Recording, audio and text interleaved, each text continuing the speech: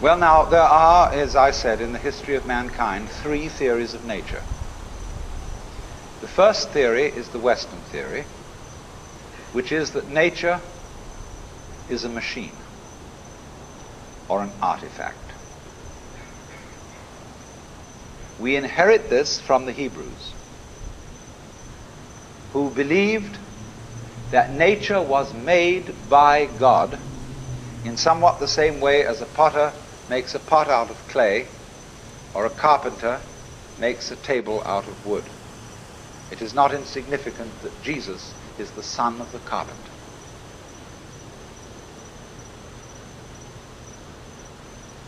Our tradition has been to look upon the world as a construct,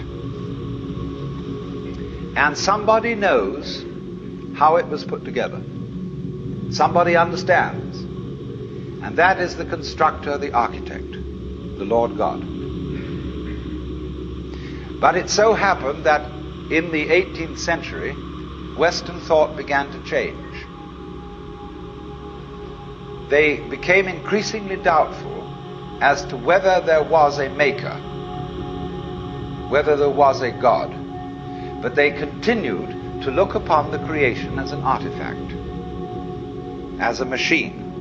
And by the time of Newton, people were explaining the world in terms of mechanism. And we are still under the influence of that idea, because after all, in things like Life magazine and so on, when they give you an article on human physiology, they usually make drawings which show the human being as a kind of mechanism, as a sort of factory. And they show how the peristaltic action carries the food in, and how it's processed by this organ and that organ, as just as if a certain product is fed into a factory, cow at one end, and it comes out canned corned beef at the other. Some kinds of rather degraded medicine that is now practiced. When you go to the hospital for a medical examination, you are treated as a machine. They process you. You're not a person. You're put in a wheelchair immediately. Even if you look perfectly healthy and can walk, nevertheless they have to have you in this wheelchair. And they put you through a process. And the heart specialist looks only at your heart because he can't understand anything else. The otorhinolaryngologist, which means an ear, nose and throat man, looks at that section of you and he doesn't know about anything else. And maybe a psychiatrist takes a look at you and goodness knows what happens there. And so on and so on. Everybody looks at you from their specialized point of view as if they were a bunch of mechanics examining your automobile. Because, as I said last night, we just asked for this. Because most of us consider ourselves as chauffeurs inside our bodies, which we own in the same way as you own a car. And when it goes wrong, you take it to the mechanic to fix it. You don't really identify with your body, just as you don't really identify with your car. So here is this whole theory of nature, which has grown up in the West as an artifact, something made. Now let me take a second theory of nature. This is an Indian theory, East Indian. Nature not as an artifact, but as drama.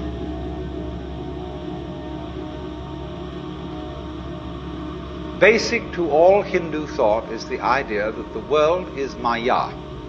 That is a Sanskrit word which means many things. It means magic, illusion, art, play. All the world's a stage. And in the Hindu idea, there is the ultimate reality of the universe is the self, which they call Brahman or Atman. That's what there is. The self, universal, eternal, boundless, indescribable. And everything that happens, happens on the self. Like you say, it's on me. The drinks tonight are on me. Or like we say, when you hear the radio, it's on the speaker. You see, everything you hear on the radio, flutes, drums, human voices, traffic noises, any imaginable sound, all those sounds are vibrations of the diaphragm in the speaker. But the radio doesn't tell you that. The announcer doesn't come on and say every morning, "Good morning, ladies and gentlemen, this is KQED. The following sounds that you are going to hear are vibrations of the diaphragm in your speaker." And they're not really human voices or musical instruments, but just that. They never let you in on that. And in exactly the same way, the universe doesn't let you in on the truth that all sense experiences are vibrations of the self. Not just yourself, but the self. And all of us share this self in common because it is pretending to be all of us. Brahman, the ultimate principle, plays hide and seek eternally. And he does it for unspeakably long periods of time. The Hindus measure time in what is called a kalpa, K-A-L-P-A. That's 4,320,000 years. Don't take this seriously. It's not meant to be taken literally. But just for an unspeakably long time, the Brahman, the self, pretends that it's lost and is us. And all our adventures and all our troubles and all our agonies and tragedies, it gets mixed up in. Then after the period of 4,320,000 years has elapsed, there is a catastrophe. The universe is destroyed in fire. And after that, the Brahman wakes up and says, "Well, good, crazy, what an adventure that was." He wipes the sweat off his brow and says, "Whew, let's rest a while." So for another 4,320,000 years, the divine self rests and knows who it is. It's me. Then it says, "Well, this is rather boring. Let's get going again. Let's get mixed up."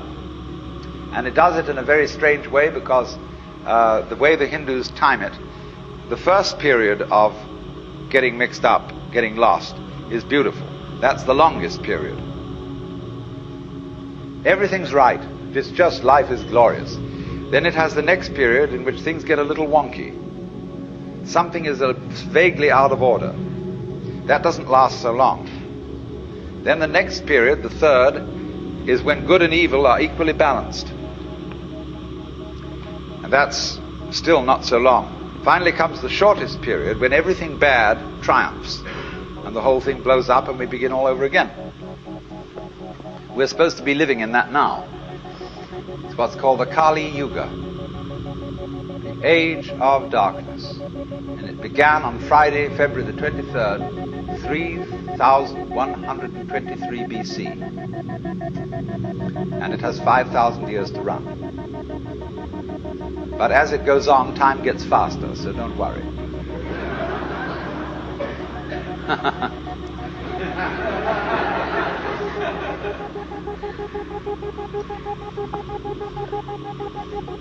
So you see, that's a theory of nature as a drama. It's a play. Now there's a third theory of nature, which is Chinese. This is very interesting. The Chinese word for nature they call Ziran. And this expression means of itself so. What happens of itself. Or we might say spontaneity. It almost means automatic, because automatic is what is self-moving. Only we associate the word automatic with machinery. But Ziran, what is so of itself, is associated in the Chinese mind not with machinery, but with biology. Your hair grows by itself. You don't have to think how to grow it. Your heart beats by itself. You don't have to make up your mind how to beat it. That's what they mean by nature.